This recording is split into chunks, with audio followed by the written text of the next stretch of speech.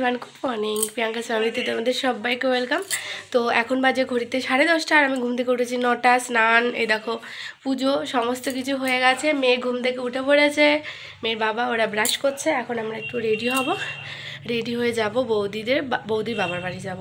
তো তোমাদের সাথে তো শেয়ার করেছিলাম যে মেসোমশাই মারা গেছেন। তো আজকে হচ্ছে কাজ, আর কাজ না, আজকে হচ্ছেন ডাল ভাত সেবা আছে। তো কালকে ওর বাবা আসতে পারেনি, দুপুর হয়ে গেছিলো কাজ থেকে আসতে, ওই জন্য যেতে পারেনি।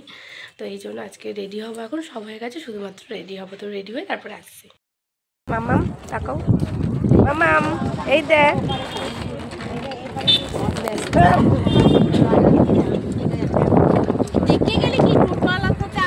ওইদিকে চর পড়ে গেছে বলো নাকি? ওরকমই থাকে গো, ওই দিকটায় ওরকমই থাকে না চর।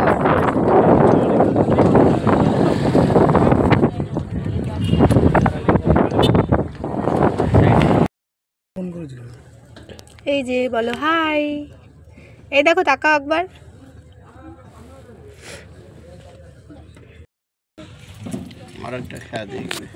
তুই কোথায় কোথায়? রাজুর দোকানে। ও কে?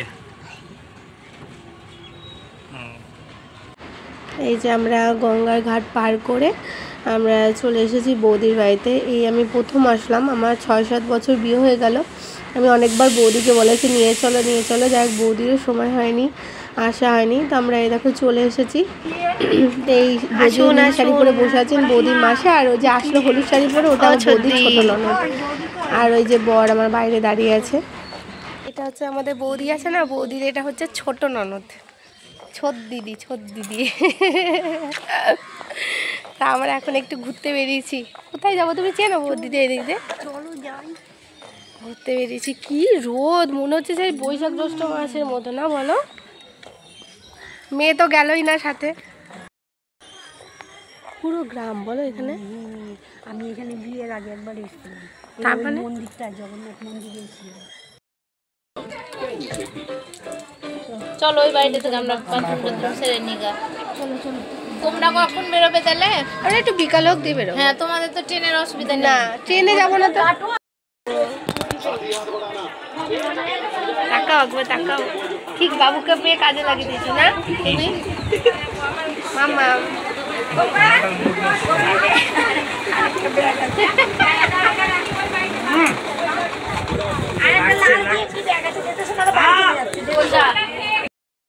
বেরিয়ে যাচ্ছি। তুমি আমাকে বলেছিলে ভিডিও করে দেবে, দিয়েছো?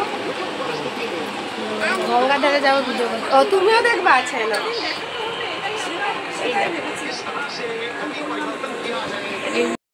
এইরকম আমরা এখন বেরিয়েছি সবাই মিলে ঘুরতে। বিকেলবেলায় রোদটা নেমে পড়ে গেছে।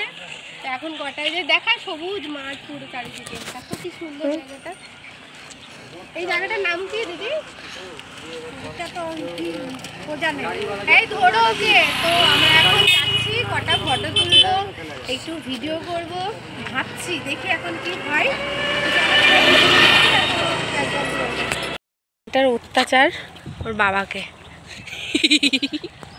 খুব সুন্দর জায়গা রে বাবু, তাই না দিদি? কিন্তু লাইট নাই এদিকে, অন্ধকার হয়ে গেলে মানে যদি রাত হয়ে যায়। তো বাড়ি চলে এসছি মামা। উফ বাবা, 6:30টার সময় বাড়ি এসছি আমরা। এখন বাজে ঘড়িতে 8টা। বাড়িতে এসে প্রচুর কাজ ছিল, প্রচুর। তো সেই সমস্ত করে ওর বাবা সন্ধ্যা দিয়ে দিয়েছে।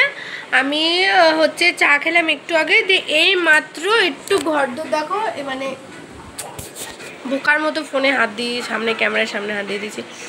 তো ঘরদোর দেখো, মানে মোটামুটি একটু পরিষ্কার করলাম, তারপরে বসলাম। এখন একটু বসবো, রাত্রে রান্নাবান্না নেই, কারণ বৌদি আসার সময় অনেক সব যা রান্না হয়েছিল তার মধ্যে সবই দিয়ে দিয়েছে।